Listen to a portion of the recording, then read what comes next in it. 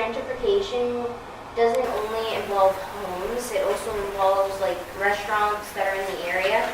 So they can take a neighborhood restaurant and they can turn it into, say, a Starbucks, and that removes the people who are working there, so that way they can't work anymore. And they could always turn that place into like a condo or something. So not as many people can work as there were before. I feel like some families aren't going to have a home, and I feel like everyone should have a home, especially in Providence, because it's such a small city. You also have to understand that it affects us because without people, without house, most of the time they don't really have like places to go home after work, because there's a lot of like families that they work hard to go home to have food on the table, but when you take away their house, and most of the time they don't even know their own rights because most of the rules to protect them are not really set.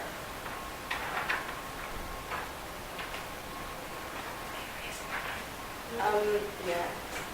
I would like to add on to that because I also think that people don't know their rights because they make it so complicated.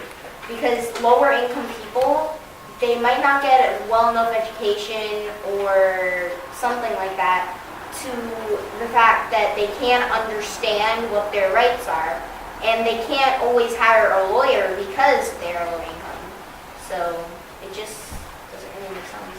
Yeah, like kind of like we're saying, like they really don't even if they could even try to figure out their rights, the most, like you said, it's going to be very difficult for them because like they use words that I'm not calling them stupid, like they overcomplicate it.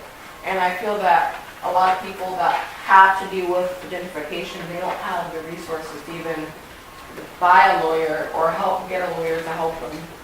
So it's like almost the way it was made to like make for gentrification to just overpopulate. I think the gentrifiers are like high income or like big companies that have more money than them. I agree. And like people. Fuck. Mostly. No, I think the people who get gentrified are people of low income or minorities or basically people who really can't fight back at all. Yeah. Because it doesn't really make sense to condemn it to one race or to one thing that makes people different, because a range of different people happens. Like, even if there's only a small percentage of white people who have nothing wrong with them, even a small percentage of those people get gentrified. So I think it's just the people who can't fight back that get gentrified.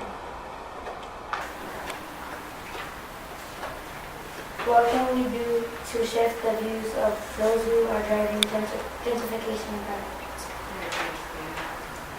So the resolve this? I think we could do like stuff similar to the organization of like DARE.